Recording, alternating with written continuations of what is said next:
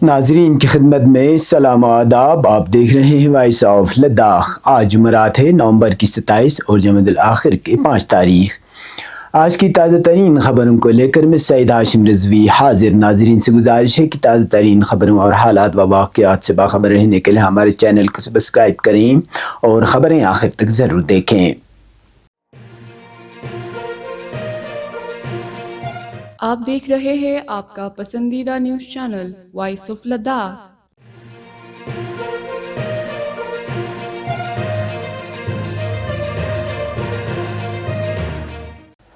حکومت ہند کی وزارت داخلہ نے ایک اہم انتظامی قدم اٹھاتے ہوئے لداخ کے چیف سیکرٹری ڈاکٹر پون کوتوال کو تبدیل کر کے ان کی جگہ شری آشیش کندرا IAS کو نیا چیف سیکرٹری مقرر کرنے کا حکم نامہ جاری کیا ہے.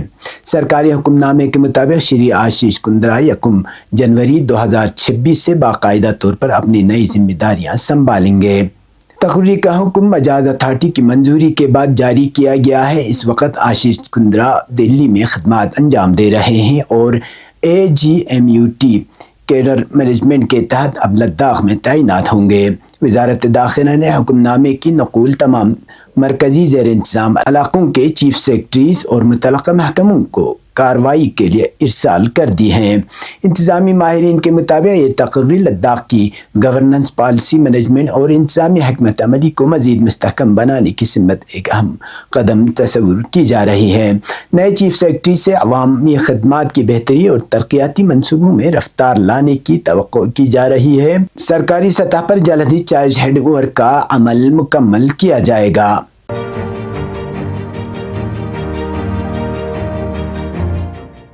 کرگل سب آرڈینیٹ سروس ریکروٹمنٹ بورڈ کی جانب سے 10ویں لیول کے تحریری امتحان کے سلسلے میں انتظامات تیز کر دیے گئے ہیں.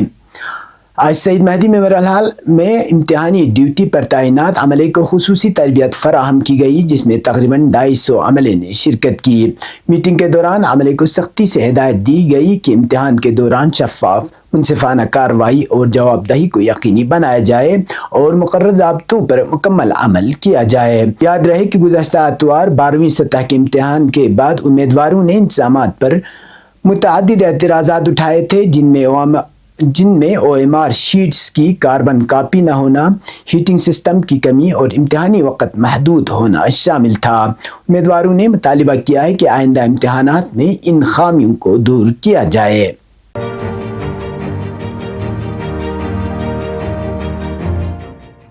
آج آیت اللہ العظمیٰ یعقوبی کے دفتر کے نمائندے حجت الاسلام سید یاسری اور حجت الاسلام صلاح الکعبی نے ضلع کرگل کا اہم دورہ کیا.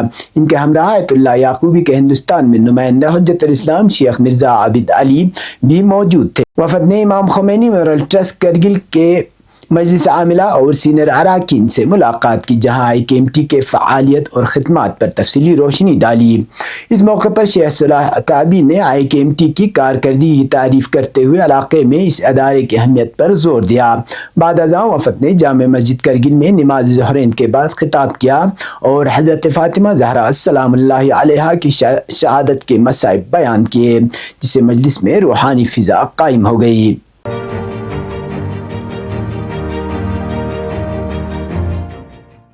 سری نگر کے دل بسنت باغ میں آپ کے خوابوں کا گھر اور بہترین سرمایہ کاری کا شاندار موقع. یہ خوبصورت پراپرٹی لال چوک گھنٹا گھر سے صرف 700 میٹر کے فاصلے پر ایک نایاب مقام پر واقع ہے. پراپرٹی 1 کنال 3 مرلہ کے کشادہ پلاٹ پر تعمیر ہے. منفرد ڈیزائن، دلکش سیڑھی دار جدید ڈیزائن. اس وسیع عرضی پر 2 بہترین منصوبہ بند گھر موجود ہیں. اہم خصوصیات: 4 بیڈ روم، 1 خوبصورت ڈرائنگ روم، کشادہ لابی اور 4 اضافی کمرے. بسنت باغ ایک سیمی کمرشل ایریا ہے جہاں رینٹل ڈیمانڈ بہت زیادہ ہے. آپ ایک حصہ اپنی رہائش کے لیے استعمال کریں اور دوسرے حصے سے مستقل اور مضبوط کرایہ حاصل کریں. قریب ہی مارکیٹس، کوچنگ سینٹرز، سکولز اور دفاتر موجود ہیں، جس کی وجہ سے یہ مقام پیئنگ گیسٹ اور سٹوڈنٹس ہاسٹل کے لیے آئیڈل ہے. یہ گھر صرف رہائش نہیں بلکہ آپ کے مستقل مالی مستقبل میں ایک بہترین سرمایہ کاری ہے. اس سنہرے موقع کو ہاتھ سے نہ جانے دیں. مزید تفصیلات یا پراپرٹی دیکھنے کے لیے آج ہی رابطہ کریں 9796587104 یا 8448581685. بسنت باغ سری نگر، وہ منزل جہاں آپ کا خواب اور منافع یکجا ہوتے ہیں۔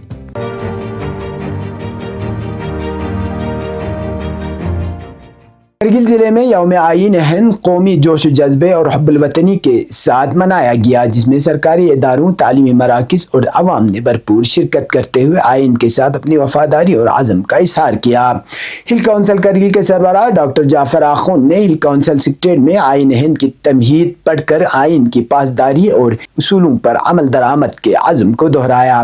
انتظامیہ کی جانب سے تمام سرکاری دفاتر، تعلیمی اداروں اور تجارتی مراکز کو یوم آئین منانے کی ہدایت پہلے ہی جاری کی گئی۔ مزید برآں مختلف محکموں کے افسران بشمول چیف ایجوکیشن آفیسر کرگل نے اپنے دفاتر میں تقریب منعقد کر کے یوم آئین قومی جذبے سے منانے کی تاکید کی اور فوٹو ویڈیو ریکارڈنگ کو محکماتی سوشل میڈیا گروپس میں شیئر کرنے کی ہدایت دی۔ ضلع کے تمام تعلیمی اداروں میں بھی اس موقع پر اساتذہ، طلبہ اور سٹاف نے مل کر آئین کی تمہید دہرائی اور آئینی اصولوں پر وفاداری، دیانتداری اور عمل پیرا رہنے کی عزم کا اعادہ کیا۔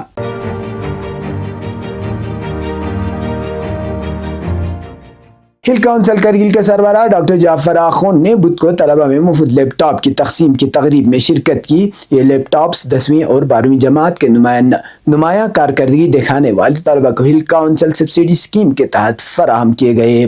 تقریب میں deputy commissioner Kargil Rakesh Kumar, chief education officer اور طلبہ کے والدین بھی موجود تھے۔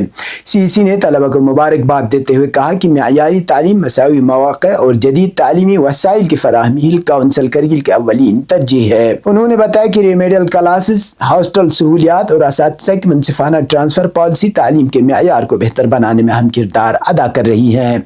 ڈپٹی کمشنر کرگل نے اعلان کیا کہ کرگل ڈیجیٹل کلاسز کا آغاز ہو چکا ہے، جس کے تحت موضوعوار لیکچرز ریکارڈ کر کے طلبہ کو مفت فراہم کیے جائیں گے تاکہ ان کی سمجھ مضبوط اور مشکلات آسانی سے حل ہو سکیں۔ تعلیمی شعبے کے فروغ کے لیے گزشتہ 3 برسوں میں ہر سال تقریباً 42 لیپ ٹاپ طلبہ میں تقسیم کیے گئے تاکہ انہیں ڈیجیٹل تعلیم کے بہتر مواقع حاصل ہوں۔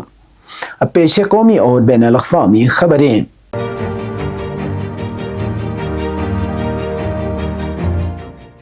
دلی کے پٹیالہ ہاؤس کورٹ نے لال قلعہ دھماکے کیس کے ملزم ڈاکٹر عمر نبی کے ساتھی جسیر بلال وانی عرف دانش کی NIA کی تحویل میں توسیع کر دی۔ جمعرات کو ان کی NIA کی حراست ختم ہو رہی تھی، جس کے بعد انہیں عدالت میں پیش کیا گیا۔ عدالت نے دانش کو 18 نومبر تک NIA کی تحویل میں دے دیا۔ NIA کی ٹیم نے جاسر بلال وانی عرف دانش کو 17 نومبر کو سری نگر سے گرفتار کیا تھا۔ NIA کے مطابق دانش نے ڈرون میں تکنیکی تبدیلیاں کی اور کار بم دھماکے سے قبل راکٹ کو اسمبل کرنے کی کوشش کی۔ NIA کے مطابق دانش نے عمر نبی کے ساتھ مل کر پوری سازش کو انجام دینے میں کلیدی کردار ادا کیا تھا۔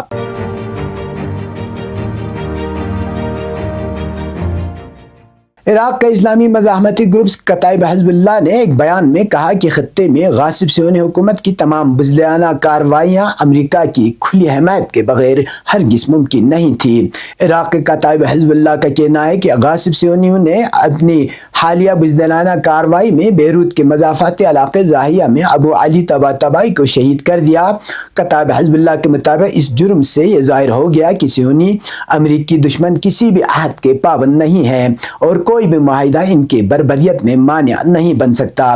اس بیان میں کہا گیا ہے کہ ان کے تمام جرائم کے باوجود حزب اللہ کے جوانوں نے جس راستے کا انتخاب کیا ہے وہ ان کا اعتقاد و ایمان اور منصفانہ راستہ ہے جس پر وہ ثابت قدم ہیں اور انہوں نے اس کی بہت باری قیمت ادا کی ہے۔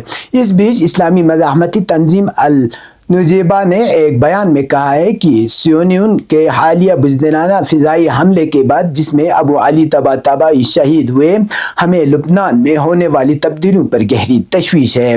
بیان میں مزید کہا گیا ہے کہ صہیونیوں کے حالیہ جارحیت نے علاقے کے بارے میں غاصب صہیونیوں کے اس منصوبے کو ظاہر کر دیا ہے جس کا مقصد علاقے کو عدم استحکام سے دوچار کرنا اور غاصب حکومت کی تسلط پسندانہ پالیسیوں کے مخالفین کو نشانہ بنانا ہے۔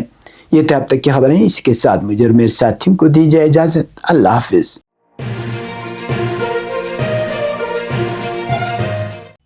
مقامی، قومی اور بین الاقوامی خبروں سے باخبر رہنے کے لیے چینل کو لائک شیئر اور سبسکرائب کریں، ساتھ ہی بیل آئیکن دبانا نہ بھولیں۔